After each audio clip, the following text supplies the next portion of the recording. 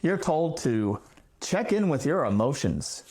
Someone hands you a chart of 100 feeling words. You stare. You stall. You move on without checking in. You're not broken at emotions. The chart was built for someone further along. Today, I'll show you the two-question version. It takes about 3 seconds, the research backs it, and it's a better way to start. Stick around.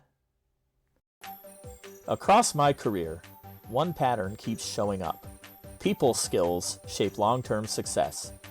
I've seen it in high-stakes technical work, leadership, business, and family life. This channel is about solving the people puzzle.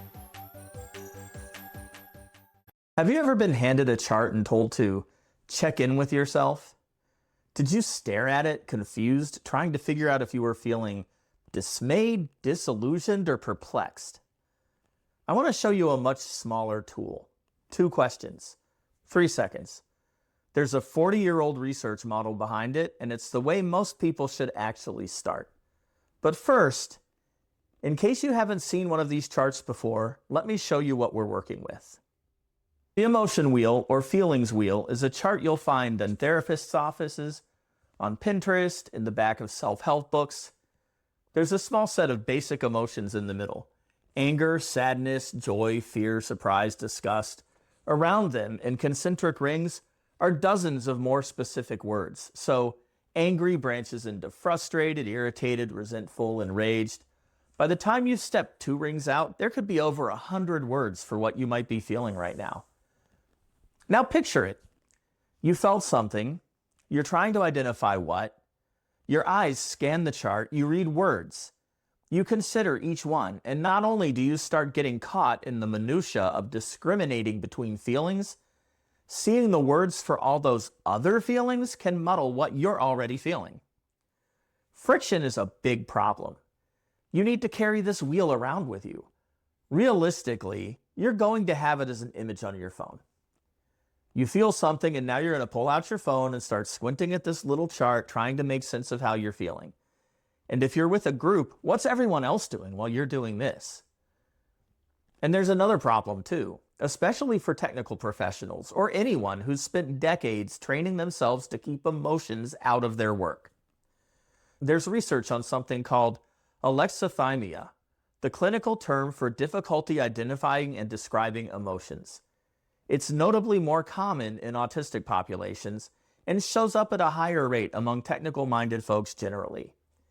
If you don't have the emotion vocabulary in the first place, the chart doesn't help you find it. It hands you a quiz you didn't sign up for. The chart works for what it was designed for. That isn't where most people are when they're starting out.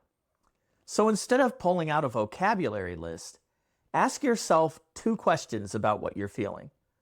First, how big is it? Don't get too clinical about it. Is this a small, medium, or roaring feeling? Second, which direction? Is this something you want more of or something you want less of? Is it pleasant or unpleasant? That's the whole tool.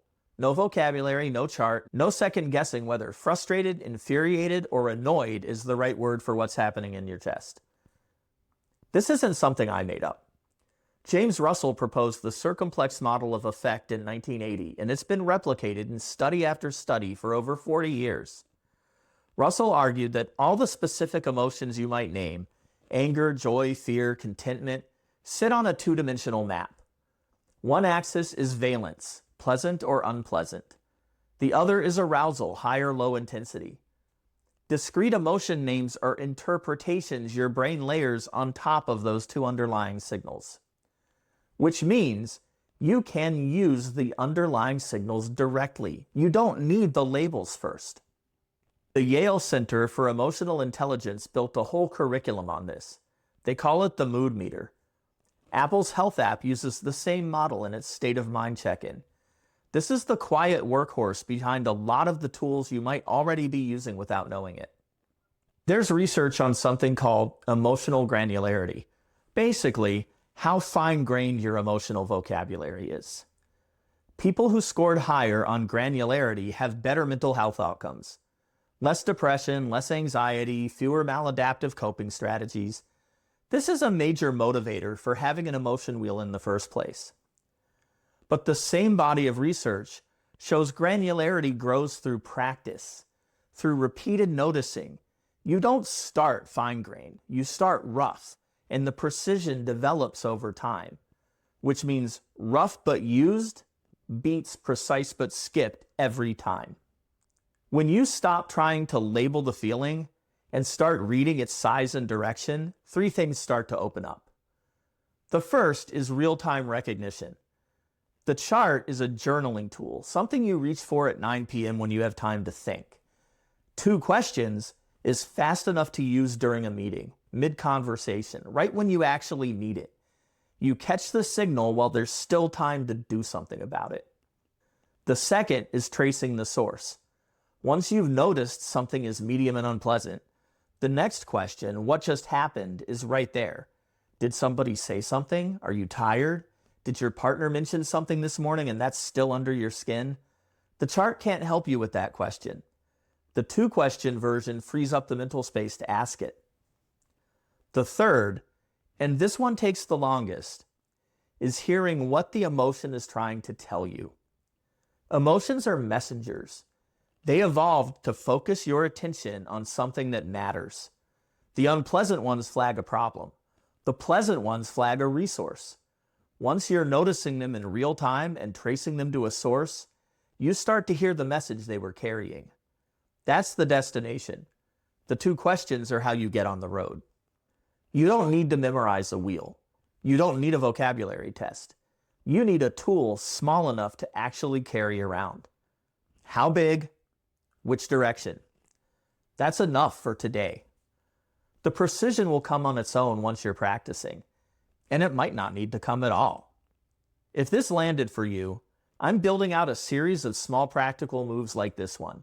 People skills tools for technical folks who'd rather have a working method than a vocabulary list. Hit subscribe if you haven't already, and check out the video on the screen.